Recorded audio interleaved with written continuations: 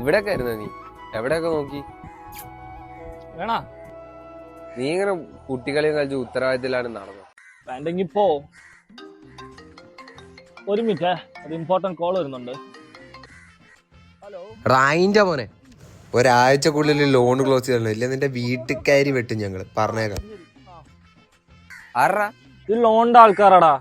ഒരു 5 മാസമായിട്ടുള്ളൂ മുടങ്ങിട്ട്. അവൻ തന്തയ്ക്ക് വിളിക്കുന്നു. Customer care ഇല്ലാത്തവൻ. 5 മാസം മുടങ്ങിയാനാണ് ഇങ്ങനെ വിളിക്കുന്നത്? അത് മോശമായി.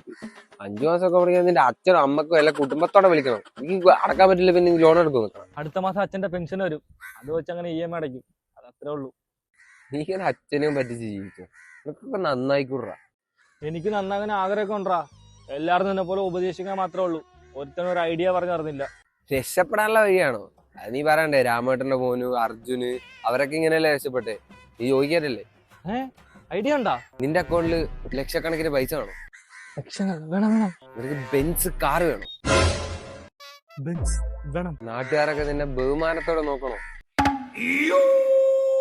അതും വേണം. എന്താ ചെയ്യണ്ടേ? അതിനുള്ള വഴി എന്താണ്? എന്താ എന്താ പറ. അതിന് എനിക്ക് വല്ല പണിക്കും പോടാ. വെറുതെ ഇരുന്ന് നാട്ടുകാരെ പറ്റി പൈസ ഉണ്ടാക്കാന്ന് വിചാരിച്ചിറങ്ങാം. പണിക്കും പോയാണ് അവൻ കോടീശ്വരനാവാൻ നടക്കും.